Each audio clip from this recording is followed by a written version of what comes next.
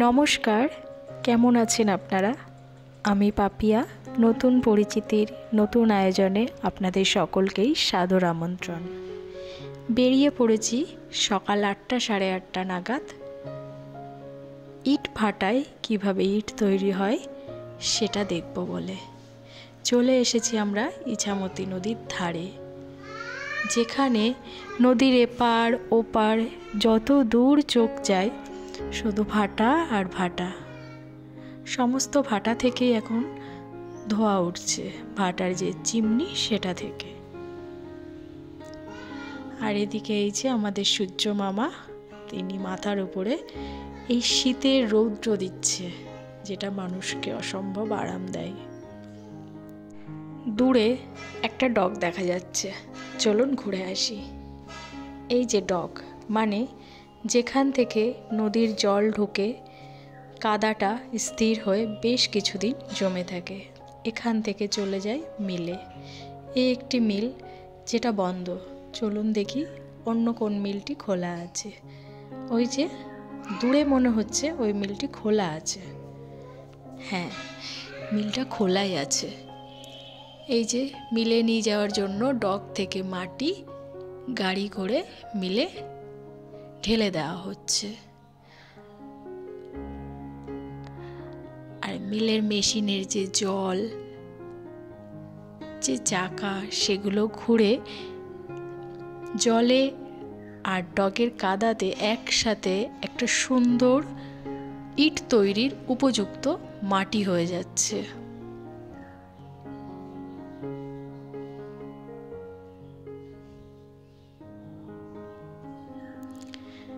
এই যে মিল থেকে ইটের উপযুক্ত মাটি রেডি, এখান থেকে গাড়ি করে চলে যাচ্ছে সোজা শ্রমিকের কাছে। কত না ইট একটা একটা করে শ্রমিকরা তৈরি করেছে তাদের অজস্র পরিশ্রম দিয়ে।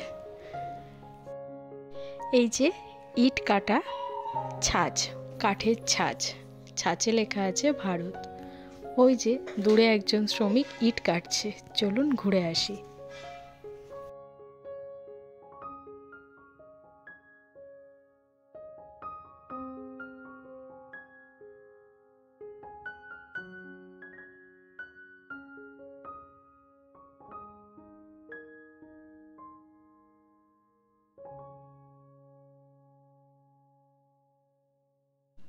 এখানে তো পুরুষ শ্রমিক ইট কাটছে, অনেক মহিলা শ্রমিকও আছে যারা ইট কাটছে, কিন্তু ওনারা একটু ক্যামেরার সামনে আসতে লজ্জা পাচ্ছেন, তো দূর থেকেই দেখি ওনাদের কাজ।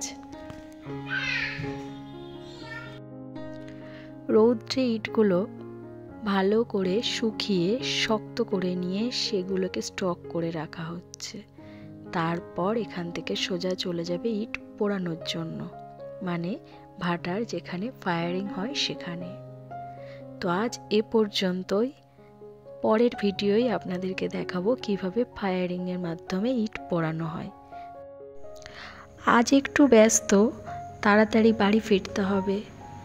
আজ বিকালে বাড়িতে একটু কাজ আছে। চলে এসেছি বাড়ির ছাদে, এখন বিকাল 4টে সাড়ে 4টে বাজে। বেশ কিছুদিন ধরে ইচ্ছা ছিল কয়েকটা গাছ বসাবো, তো আজ সেটারই প্রস্তুতি। এর আগেও গাছ বসানো ছিল, তাই সেই গাছগুলোকে ফেলে দিয়ে মাটিটাকে আবার নতুন করে তৈরি করে নেওয়া হচ্ছে।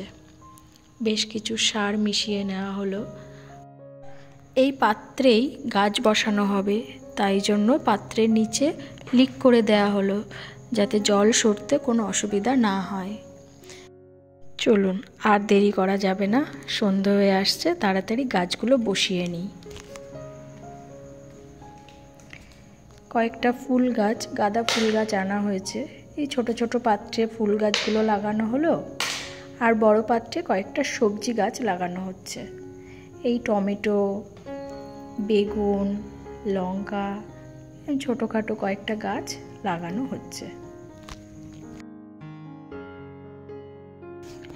এ পাশটাতে কয়েকটা বেগুনের চারা আর লঙ্কার চারা বসিয়ে দিলাম। একটু ফাঁকা ফাঁকাই বসিয়েছি, যাতে গাছগুলোর বড় হতে কোনো অসুবিধা না হয়।